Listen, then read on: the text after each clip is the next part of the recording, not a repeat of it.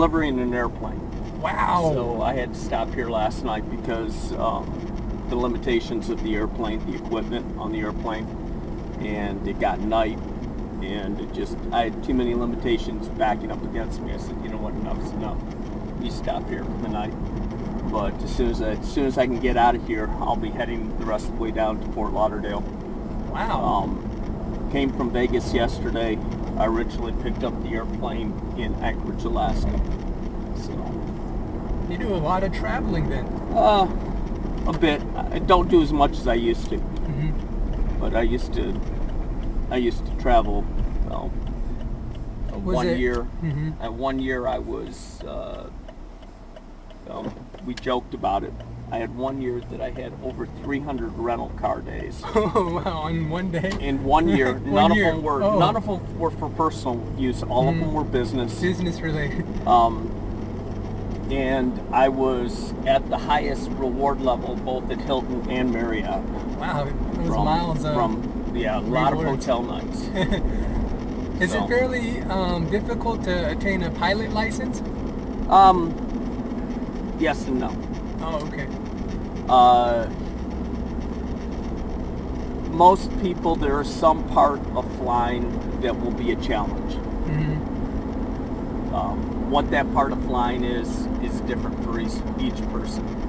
So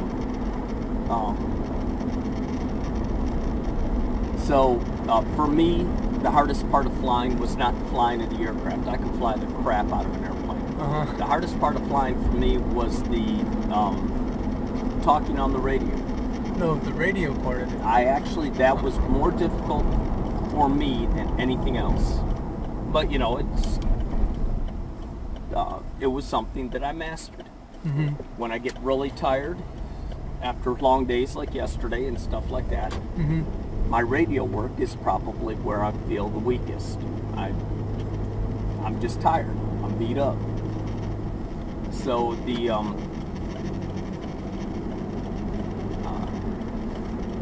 so each person's different. Some people, they have a hard time manipulating the controls of the airplane and making it do what they want it to do. Right. Other people's have other issues. So everyone's different. A person with decent aptitude for it, that is serious about doing serious about getting their license. You can get your license, your private ticket, which is the first ticket. For most people, it is the right ticket to get. The right, it's you call it a license. It's not really a license. It's a certificate. Certificate. Yeah. Just because from a legal standpoint, a license means something different than a certificate. Though from your practical standpoint, it might as well be a license. For you and I, the way we look at it, it's a license, but lawyers get involved. So it's a certificate. So getting your certificate so you can fly an airplane, or your private, as what is called the private pilot license, which means that you can fly an airplane, you can fly your friends or other people in an airplane, but you can't fly in the clouds, and you can't get paid to fly. Oh, interesting. So it's just your first, it's like a driver's license, a basic driver's license. So like those Cessna planes, they are not allowed to fly into the clouds? With a private certificate. Oh, okay. Now, once you get your instrument rating on your private certificate, you can fly in the clouds. Oh. But that's an issue of the pilot versus the equipment. The equipment also has to be legal to fly into the clouds. That's interesting. So this particular piece of equipment I'm flying is not legal to fly into the clouds. So I can't fly into the clouds. So to be perfectly honest, for a pilot, at my point, it's a lot more work. So if I could fly in the clouds, yeah, no problem. I'd have left at 5:30 this morning. I'd have been gone and out of town. I would have been almost to Fort Lauderdale by now.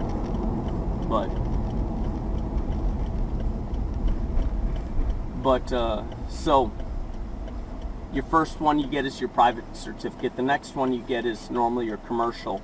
Mhm. And at the same time you get your commercial, most people get their instrument ticket as well. Mm. So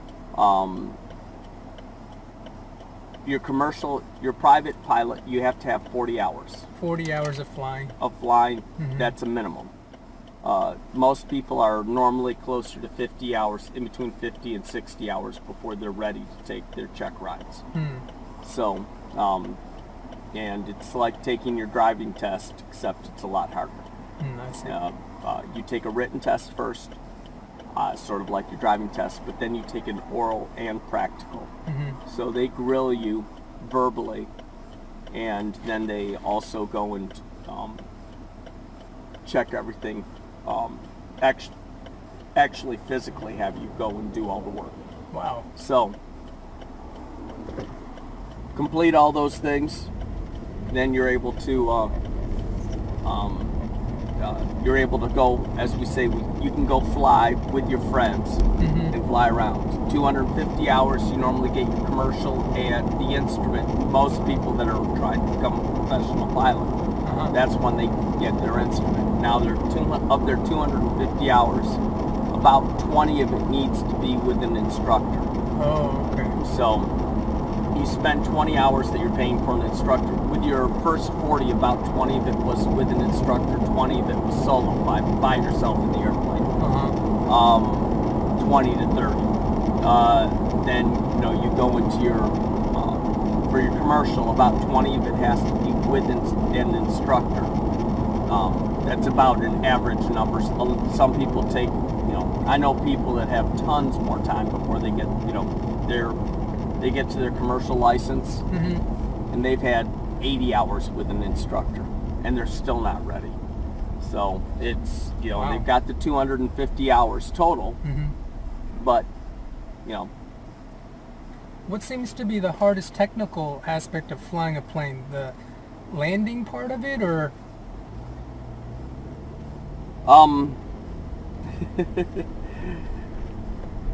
The hardest from the manipulation of the control standpoint, the hardest thing to do is flying a broken airplane, a seriously broken airplane in crappy weather. Oh, wow. We do more training to teach us to fly a seriously broken airplane in crappy weather than anything else. And as you get farther and farther along in your licenses, you start getting where I'm at in my career. That's what we'll go. I'll go to a class for an airplane. Each individual airplane that I go to fly, larger airplane that I do, I have to go to a school for that airplane. Wow. And in that school, I will learn all the systems and all that stuff book first. That takes about a week. So I have a week worth of pure book work, and